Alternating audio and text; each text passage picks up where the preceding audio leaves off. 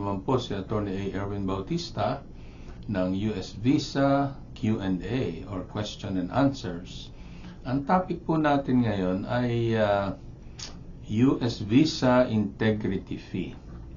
Ito po ay sinisingil na ngayon dahil kasama ito sa One Big Beautiful Bill ni President Trump. Kung tayo po na mga Pilipino ay kapalaran na hindi nakasama sa mga nationals na kailangan mag-post ng bond bago issuehan ng tourist visa, which will amount to 5,000 and 15,000 nung August lamang po ito of 2025 na impose or nag-start sa countries ng Malawi at Zambia.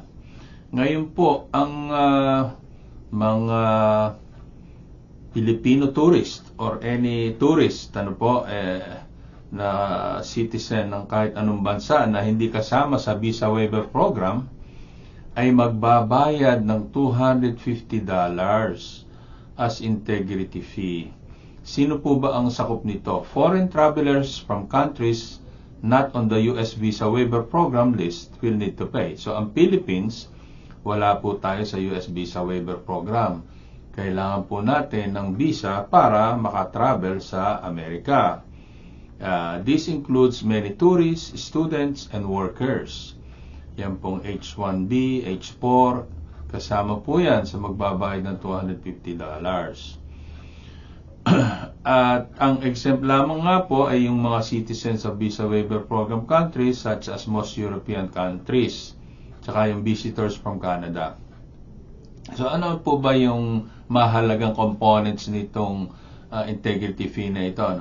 The amount is $250 for fiscal year 2025 with annual adjustments based on the CPI starting in fiscal year 2026. Ang fiscal year 2026, nag-i-start po yan ng October 1. Yan po ang fiscal year ng US.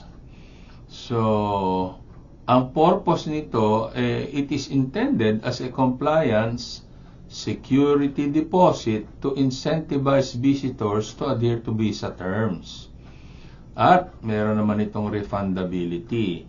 The fee is theoretically refundable if the visitor departs the US on time or legally changes their status. However, the process for obtaining a refund is expected to be complicated, involving potential delays and paperwork.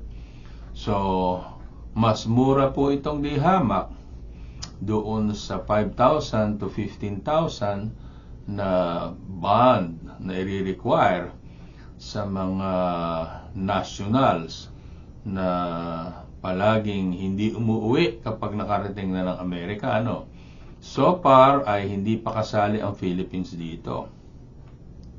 So ito po ay kinukolekta itong integrity fee in addition to standard visa application fees.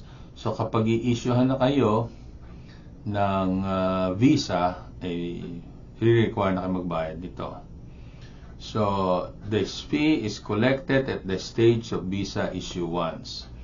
So, kapag kayo mai-issuehan ng visa, tourist visa, student visa, or H1B or H4 visa, kailangan nyo na pong bayaran ito. So,